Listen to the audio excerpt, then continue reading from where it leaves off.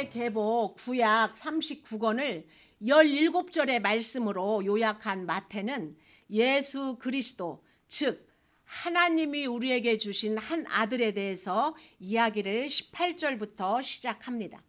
예수 그리스도의 나심은 이러하니라. 그의 어머니 마리아가 요셉과 약혼하고 동거하기 전에 성령으로 잉태된 것이 나타났더니, 누가복음에는 이 사건이 구체적으로 기록되어 있습니다. 누가복음 1장 26절부터 38절에는 이 이야기가 훨씬 더 자세하게 기록되어 있습니다. 누가복음 1장 26절에서부터 38절까지의 말씀을 같이 한번 합독하며 읽어보겠습니다. 여섯째 달에 천사 가브리엘이 하나님의 보내심을 받아 갈릴리 나사렛이란 동네에 가서 다윗의 자손 요셉이라 하는 사람과 약혼한 처녀에게 이르니, 그 처녀의 이름은 마리아라. 그에게 들어가 이르되, 은혜를 받은 자여 평안할지어다. 주께서 너와 함께 하시도다 하니, 처녀가 그 말을 듣고 놀라 이런 인사가 어찌함인가 생각하매, 천사가 이르되, 마리아여 무서워하지 말라. 네가 하나님께 은혜를 입었느니라. 보라, 네가 잉태하여 아들을 낳으리니 그 이름을 예수라 하라. 그가 큰 자가 되고 지극히 높으신 이의 아들이라 일컬어질 것이요, 주 하나님께서 그 조상 다윗의 왕위를 그에게 주시리니 영원히 야곱의 집을 왕으로 다스리실 것이며 그 나라가 무궁하리라. 마리아가 천사에게 말하되, 나는 남자를 알지 못하니 어찌 이 일이 있으리이까? 천사가 대답하여 이르되, 성령이 네게 임하시고 지극히 높으신 이의 능력이 너를 덮으시리니 이러므로 나실 바 거룩한 이는 하나님의 아들이라 일컬어지리라. 보라, 내 친족 엘리사벳도 늙어서 아들을 배었느니라. 본래 임신하지 못한다고 알려진 이가 이미 6달이 되었나니 대저 하나님의 모든 말씀은 능하지 못하심이 없느니라. 마리아가 이르되, 주의 여종이 오니 말씀대로 내게 이루어지이다 하매 천사가 떠나가니라. 아멘. 세상에서 또 성경에서 가장 믿기 힘든 사건 중에 하나로 꼽히는 일이 동정녀 탄생입니다. 코미디언 구봉서 장로는 전도에 아주 열심인 분이었습니다. 연예인 교회로 많은 연예인들을 전도도 했고 또 같이 성경 공부도 하셨습니다. 그런데 이 예수 탄생 이야기만 나오면 여자 탤런트들이 집단으로 항의를 해대는 것이었습니다. 너무 시대에 동떨어지는 뻔한 거짓말이 아니냐는 것입니다. 아니, 그러니 하나님이시지 사람으로서는 할 수 없는 것을 하나님은 하실 수 있는 거니까 아무리 좋게 설명해도 믿으려 들지를 않았습니다. 속이 터진 장로님이 소리를 빽 질렀습니다. 야, 이년들아, 그 남편이 괜찮다는데 니년들이 왜 난리야? 그런데 그 요셉도 처음에는 그리 괜찮지 않았다는 것이 오늘 본문 19절과 20절의 말씀입니다.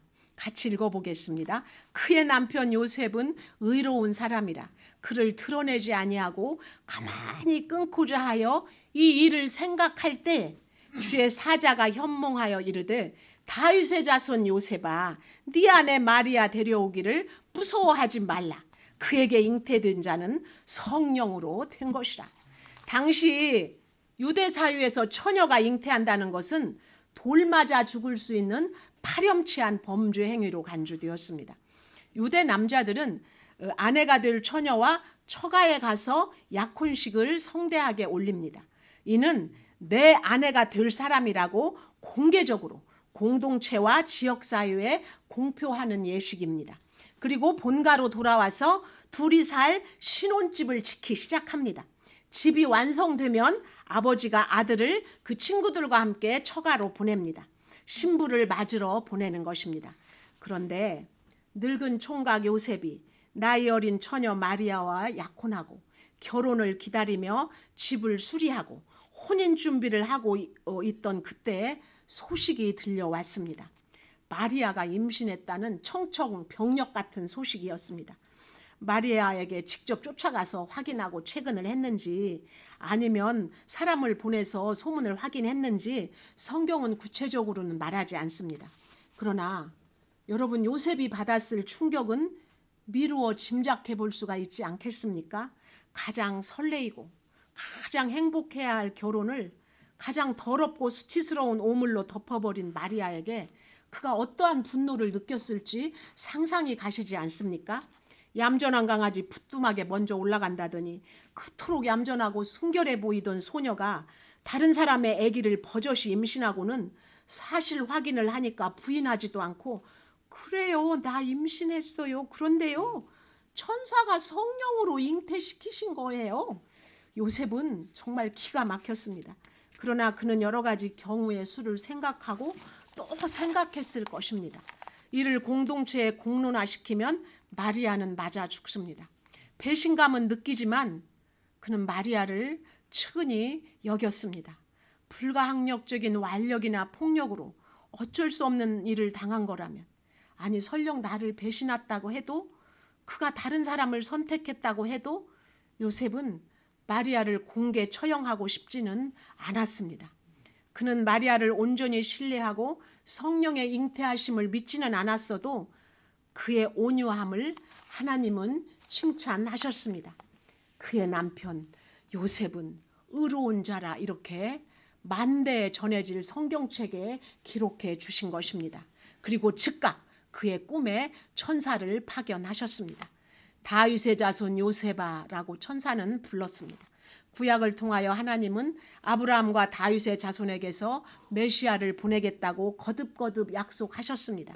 이 언약을 기억하는 자, 정통 유다의 후손 다윗의 자손인 요셉을 천사를 통해 부르신 것입니다. 그리고 그에게 잉태된 자는 성령으로 된 것이라고 선포해 주십니다. 21절입니다. 아들을 낳으리니 이름을 예수라 하라. 이는 그가 자기 백성을 그들의 죄에서 구원할 자이심이라 하니라. 예수라는 이름의 뜻을 밝히고 있는 아주 중요한 본문입니다. 자기 백성을 죄에서 구원할 구원자, 그 이름이 바로 예수입니다. 예수님의 백성이 아닌 분은 이곳에 올 수가 없습니다. 예수 이름에 권세가 있습니다. 물론 예수 믿지 않고도 예배당, 즉 교회당은 다닐 수가 있습니다. 사이코패스라고 해도 자기 비율을 잘 맞춰주면 같이 공간적인 장소에는 동행해 줄 수가 있기 때문입니다. 그러나 그가 예수를 믿을 수는 없습니다. 예수를 믿기로 작정된 구원 백성만이 하나님의 은혜로 값없이 구원을 받기 때문입니다. 에베소서 2장 8절입니다. 너희는 그 은혜에 의하여 믿음으로 말미암아 구원을 받았으니 이것은 너희에게 난 것이 아니요 하나님의 선물이라. 아멘. 그리고 천사는 이어서 22절과 23절에서 선포합니다. 이 모든 일이 된 것은 주께서 선지자로 하신 말씀을 이루려 하심이니 이르시되 보라 처녀가 잉태하여 아들을 낳을 것이요 그의 이름은 임마누엘이라 하리라 하셨으니 이를 번역한즉 하나님이 우리와 함께 계시다 함이라. 아멘. 임마누엘의 의미는 단순한 위로의 말이 아닙니다. 그것은 하나님께서 죄로 인해 단절된 인간의 삶 속으로 직접 들어오셨다는 의미입니다. 하나님이 멀리 계신 분이 아니라 죄인과 함께 하시며 상처 입은 자와 함께 하시며 눈물 흘리는 자와 함께 하시는 분이라는 정말 복음의 메시지가 임마누엘 하나님이신 것입니다. 오늘 우리에게 이 임마누엘의 복음이 선포된 것입니다. 환경이 우리 삶을 흔들어도, 사람의 말이 우리를 넘어뜨려도, 사단이 우리 마음을 흔들어 놓아도 주님은 우리와 함께 계십니다. 임마누엘의 복음이 오늘 우리의 존재적 무너짐을 붙드는 능력이 되시기 때문입니다. 이사야서 7장 14절 말씀을 다시 보겠습니다. 그러므로 주께서 친히 징조를 너희에게 주실 것이라. 보라 처녀가 잉태하여 아들을 낳을 것이요 그의 이름을 임마누엘이라 하리라. 이사야 선지자는 예수님이 탄생하시기 730년 전의 사람입니다. 이 선지자의 영안이 이사야서 6장에서 열렸습니다. 그는 영존하신 하나님의 세계에서 미래를 보게 되었습니다. 이스라엘을 멸망시킬 아수르 군대들과 그들 앞에 엎드러질 이스라엘의 처참함을 환상 가운데 보았습니다. 그러나 하나님의 진노와 멸망받을 이방 나라들 또한 보았습니다. 그리고 메시아가 오실 유다의 멸망을 보아야만 했습니다. 절망한 이사야 앞에 다른 한 환상이 열리기 시작했습니다. 바로 그의 눈앞에 십자가에 달린 한 사나이의 모습이 나타난 것입니다. 그 사나이의 일생이 영화처럼 펼쳐지는 것을 이사야는 바라보았습니다. 연한 순 같고 마른 땅에서 나온 뿌리 같아서 고운 모양도 없고 풍채도 없은, 즉 우리가 보기에 흠모할 만한 아름다운 것이 없는 사나이. 이사야 52장 13절부터 시작된 고난받는 종을 이사야는 환상 가운데 미래를 실제적으로 지금 눈으로 보고 있는 것을 기록해 놓은 것이 예수님 탄생하시기 730년 전에 이사야서 52장과 53장입니다. 이미 지나온 역사를 전시적인 시점으로 읽는 우리에게는 역사지만 지금 이사야에게는 알 수 없는 시대에 올 하나님의 때였습니다. 구약 1033쪽 52장 13절부터 53장 12절까지의 말씀을 보시겠습니다. 여러분 이사야서 52장을 펴보시기 바랍니다. 구약 1033쪽에 있습니다. 이사야서 52장 13절부터 53장까지의 말씀을 천천히 한번 생각하면서 읽어보시겠습니다. 보라, 내 종이 형통하리니 받들어 높이 들려서 지극히 존귀하게 되리라.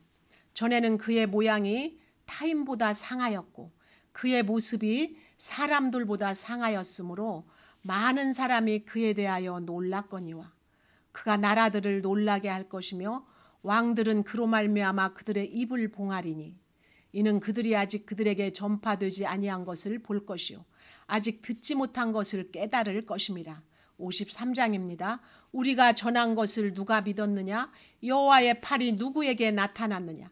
그는 주 앞에서 자라나기를 연한 순 같고 마른 땅에서 나온 뿌리 같아서 고운 모양도 없고 풍채도 없은즉 우리가 보기에 흠모할 만한 아름다운 것이 없도다. 그는 멸시를 받아 사람들에게 버림받았으며 간고를 많이 겪었으며 질고를 아는 자라. 마치 사람들이 그에게서 얼굴을 가리는 것 같이 멸시를 당하였고 우리도 그를 귀히 여기지 아니하였도다. 그는 실로 우리의 질고를 지고 우리의 슬픔을 당하였거늘 우리는 생각하기를 그는 징벌을 받아 하나님께 맞으며 고난을 당한다 하였노라. 그가 찔림은 우리의 허물 때문이요 그가 상함은 우리의 죄악 때문이라. 그가 징계를 받음으로 우리는 평화를 누리고 그가 채찍에 맞음으로 우리는 나음을 받았도다. 우리는 다 양 같아서 그릇 행하여 각기 제 길로 갔거늘 여호와께서는 우리 모두의 죄악을 그에게 담당시키셨도다. 그가 곤욕을 당하여 괴로울 때에도 그의 입을 열지 아니하였으며 마치 도수장으로 끌려가는 어린 양과 털 깎는 자 앞에서 잠잠한 양같이 그의 입을 열지 아니하였도다. 그는 곤욕과 신문을 당하고 끌려갔으나 그 세대 중에 누가 생각하기를 그가 살아있는 자들의 땅에서 끊어짐은 마땅히 형벌받을 내 백성의 허물 때문이랴 하였으리요. 그는 강포를 행하지 아니하였고 그의 입에 거짓이 없었으나 그의 무덤이 악인들과 함께 있었으며 그가 죽은 후에 부자와 함께 있었도다. 여호와께서 그에게 상함을 받게 하시기를 원하사 질고를 당하게 하셨은즉 그의 영혼을 속건제물로 드리기에 이르면 그가 씨를 보게 되며 그의 날은 길 것이요 또 그의 손으로 여호와께서 기뻐하시는 뜻을 성취하리로다. 그가 자기 영혼에 수고한 것을 보고 만족하게 여길 것이라.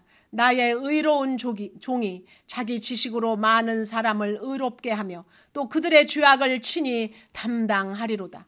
그러므로 내가 그에게 존귀한 자와 함께 몫을 받게 하며 강한 자와 함께 탈취한 것을 나누게 하리니 이는 그가 자기 영혼을 버려 사망에 이르게 하며 범죄자 중 하나로 헤아림을 받았음이니라.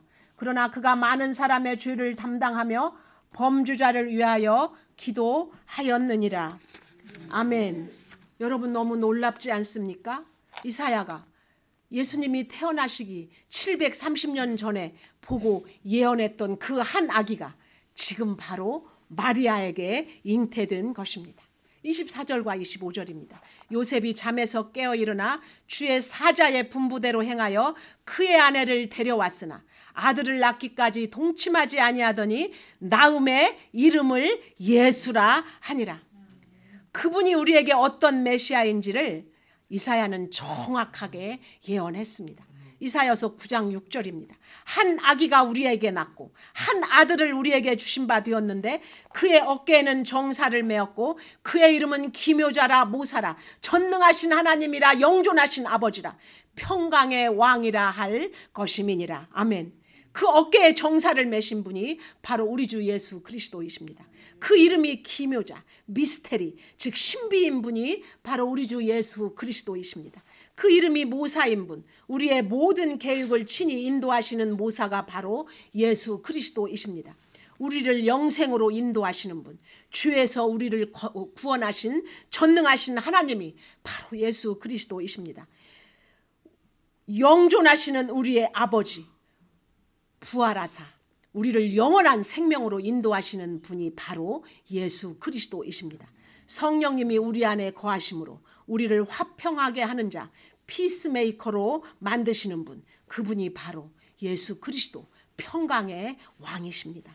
사랑하는 성도 여러분, 마태복음 1장은 단순한 족보의 나열이 아닙니다.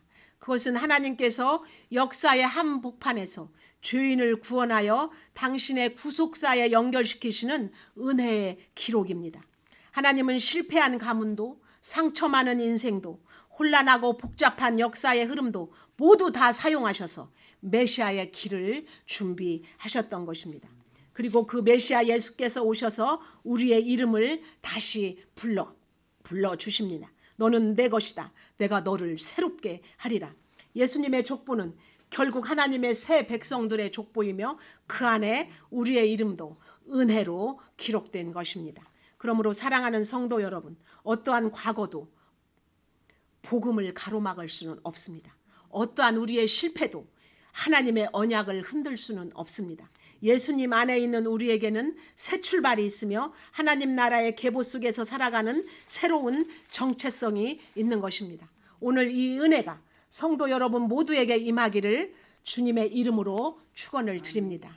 이 주님이 제게도 이 마태복음 1장의 말씀으로 레마로 찾아오셨습니다. 마태복음 1장 그 말씀이 내게 오시고 내가 눈물을 흘리며 그 말씀을 받을 때 주님께서 하신 말씀이 이것이 내가 너를 구원하러 온 길이다 라는 말씀이셨습니다. 우리를 구원하러 온 길, 구약 39권을 통해서 내가 너희를 구원해내겠다. 내가 반드시 너희를 찾아서 죄에서 구원해내겠다고 하신 언약의 말씀을 이루신 것이 바로 예수 그리스도를 정말 어리고 어린 연한 순같이 아무런 능력도 없이 무능해 보이는 아기로 이 세상에 보내신 하나님의 말씀의 이루심이셨습니다. 그 어린 아기가 우리에게 오셨고 그 아기가 예수 그리스도, 우리를 하나님께로 연결하시는 구원의 다리, 구원의 통로가 되어주신 예수 그리스도이십니다. 마태복음 1장을 여러분 한번 암송해 보시겠습니까? 아브라함과 다윗의 자손 예수 그리스도의 계보라. 아브라함이 이삭을 낳고 이삭은 야곱을 낳고 야곱은 유다와 그의 형제들을 낳고 유다는 다말에게서 베레스와 세라를 낳고 베레스는 헤스론을 낳고 헤스론은 람을 낳고 람은 아미나답을 낳고 아미나답은 나손을 낳고 나손은 살몬을 낳고 살몬은 라합에게서 보아스를 낳고 보아스는 룻에게서 오벳을 낳고 오벳은 이새를 낳고 이새는 다윗 왕을 낳으니라. 살아계신 하나님께서 그 모든 사람을 낳고를 통하여서 기어이 우리를 예수 그리스도의 마지막 족보 42번째 계보에 들어가게 하시고 그리고 천국의 모든 족보, 천국의 모든 계보가 우리가 예수 그리스도의 안으로 들어가서 천국 족보를 완성함으로 천국이 이루어지는 것입니다. 어린 양이 오시고 교회인 우리가 어린 양과 혼인하여서 새하늘과 새 땅이 이루어지는 것입니다. 그것이 하나님의 뜻이고 하나님이 우리를 향하신 구원의 역사인 것입니다.